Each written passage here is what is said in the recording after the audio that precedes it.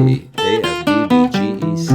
This is an arpeggio using all the notes of the key of C, one note per string until we get to that A at the high end. When we talk about the fingerboard, we should be talking about the strings as they pertain to their pitch. So I call this the bottom string because it's the lowest in pitch, and I call this the top string because it's the highest in pitch, and I'm going to continue doing that. But I thought I might take a poll to find out what other people think, because a lot of people say this is the top string because it's closer to the ceiling, and this is the bottom string because it's closer to the floor. Now, I think that's just a lot of trouble waiting to happen, because if you're thinking top and bottom have anything to do with anything other than pitch when you're playing music, it's just, to me, that's just madness. So this is the bottom string, C, E, G, B, D, F, A, and we end on the highest string, the highest pitch string, because that's the highest note. And this is an arpeggio that runs from the lowest note, the lowest instance of C on the guitar fingerboard. Now, yes, we have one here in a lower fret position. This is a higher fret position, but it is still the same pitch. So we have C, E, G, B, D, F, A, F, D, B, G, E, C. And knowing where these notes are, even though maybe this is not a practical way to play this arpeggio, I don't know, maybe it is. Depends on, you know, the context musically, what you're doing. If we take this arpeggio and we break it into smaller pieces, we have the first major triad, C, E, G. That's the tonic triad, triad number 1 in the key of C. C, E, G, C major. And then we have to shift hand position. So starting out on the 8th fret, 7th fret, 5th fret, using this fingering, 4, 3, 1, moving to B on the 4th fret of the 3rd string, B, D, F, that's the same exact fingering, and this is the first chord of the key, the first triad of the key, C, E, G. This is the last triad of the key, B, D, F. Diminished, B diminished, C major, B diminished. And then, you know, we have that extra A for as a bonus, basically. And it's, you know, the exception to the rule here, because so far, one note per string until we get to A. We have a major third between C and E. When we go from one string to the next, lower pitch string to the next higher string, and from one fret to the next, that's a major third. That's a minor third. We add an additional fret into the spacing between the fingers.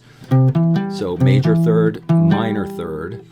And then the next note is a B. Now we're going to use the 4th finger to play that, because we're going to maintain this fingering position of a hand position where it's the 4th finger, 3rd finger, 1st finger, and then we shift to another hand position where we're going 4th finger, 3rd finger, 1st finger again, and we keep our fingers lined up with the frets when we play this. So we have the B diminished, which is now the shape that was a major third before is a minor third when we go between these two strings, because this is the gap between the G string and the B.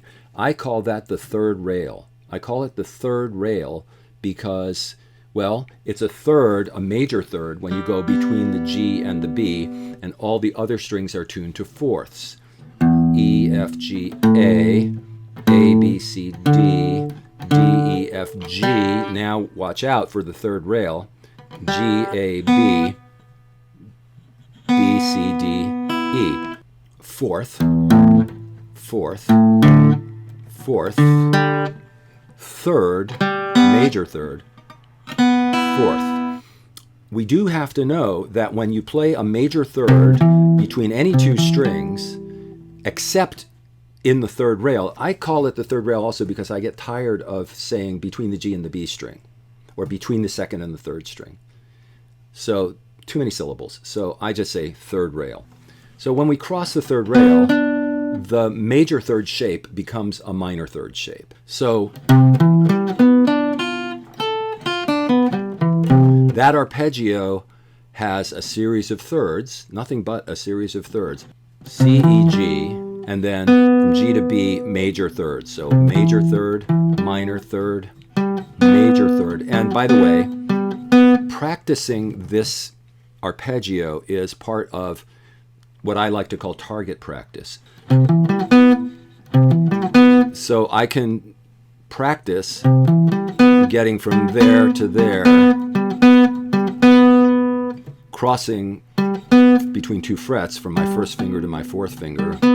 That's a major third. So major third, minor third, major third, minor third, minor third, major third. Now that would be the same pattern if I play it starting from D. I missed.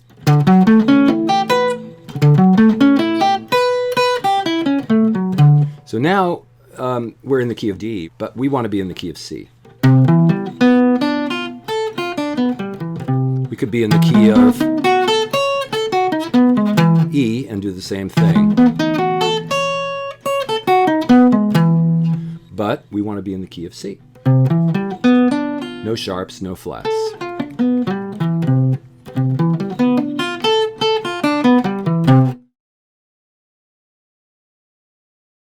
Okay, how do we break this up into smaller pieces? C, E, G, root third fifth, C major. E, G, B, root third fifth, E minor. G, B, D, root third fifth, G major. B, D, F, root third fifth, B diminished, and D, F, A, root third fifth, D minor. Well, I guess we could go F, A, C, all on the same string, just to kind of round it off. F, A, C. I think that's it, right? Because we already played G, B, D right here, and we played E minor. So we now have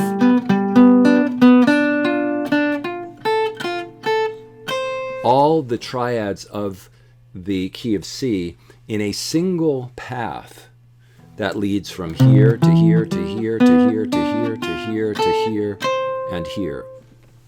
Basically a single pathway, a single road that connects all of the thirds in whatever key, depending on where you start, but in our case now, it's the key of C.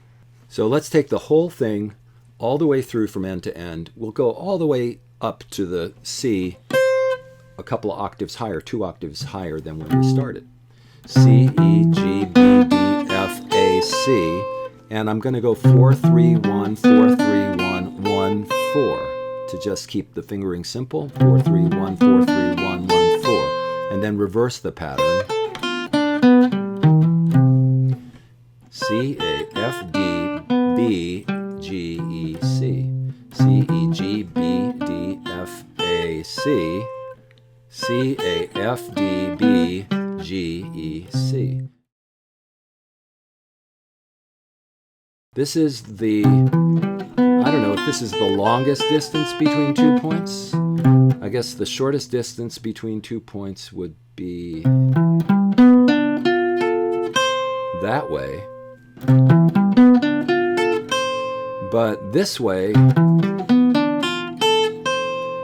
yeah, longer, but in a way simpler, because you can see how all the intervals line up on each string as you go from one string to the next, and how finally you finish it off with the A and the C, F, A, C on the same string. So I kind of like this one, also because it's part of my target practice routine. I'm going to try to, aim for that note, that B, C, E, G, B. I have to go from G with the first finger to B with the fourth finger with certainty, and then keep going. And the same in the opposite direction. So that's target practice.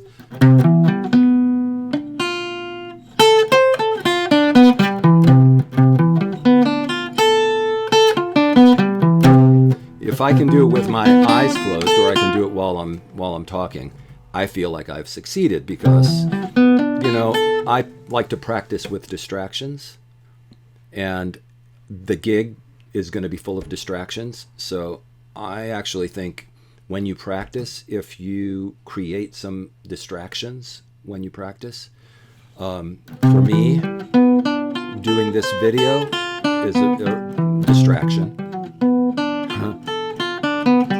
I can get through this exercise while I'm having this conversation. You know, I think, you know, like reading while you practice is not a bad idea. If you have something in front of you and read it out loud while you're just running through the patterns, you know, you develop a kind of reflex for things that you want to play. It doesn't really matter what it is, but you're trying to get there. You know, you're trying to get to where you can reach the notes with a reflex. I want to use this pattern, this exercise, as a rhythm idea as well. What I mean is this: 1, 2, 3, 4, 5, 6, 7, 8, 9, 10, 11. 1, 2, 3, 4, 5, 6, 7, 8, 9, 10, 11.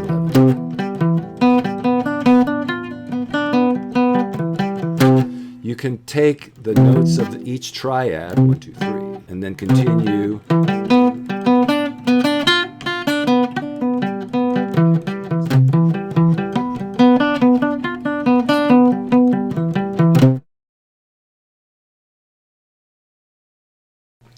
Of course, you can get the same result by playing this arpeggio.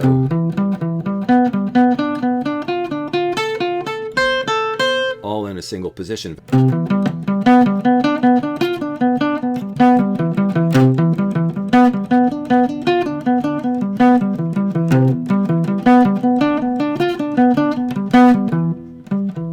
Doesn't it make more sense, though, to play it this way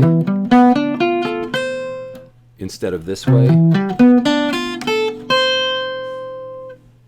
I mean, in this position, you have all the notes in a single hand position. C, E, G, B, D, F, A, C. And this way, C, E, G, B, D, F, A, C. You've got to go all the way across the fingerboard to get there. But we have triads this way that we can play all the notes at the same time. At least 4 of them anyway. Going this way, well, you know, it's an exercise. It's an exercise. Scales in here.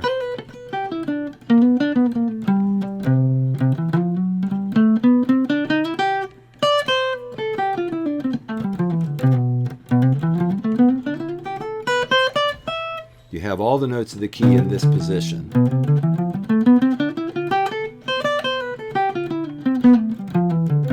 So why go anywhere else? Why not just stay here, right?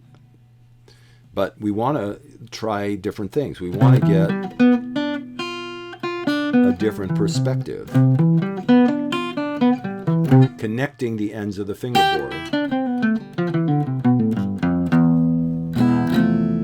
We have scale patterns all over the place.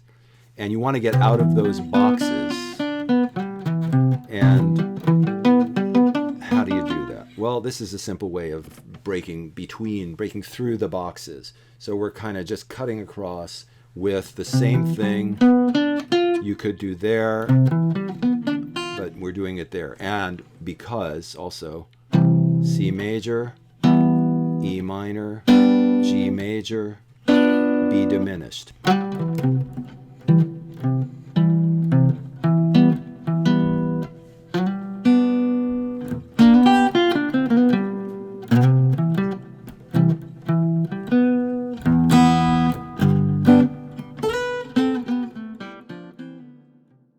Okay, well, I hope you got something out of that, and if you liked it, then like it and subscribe.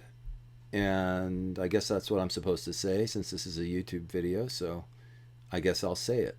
Like it. I think which side? It's over there, right? Yeah. Like it and subscribe, and there will be more low-res guitar tutorials in your future.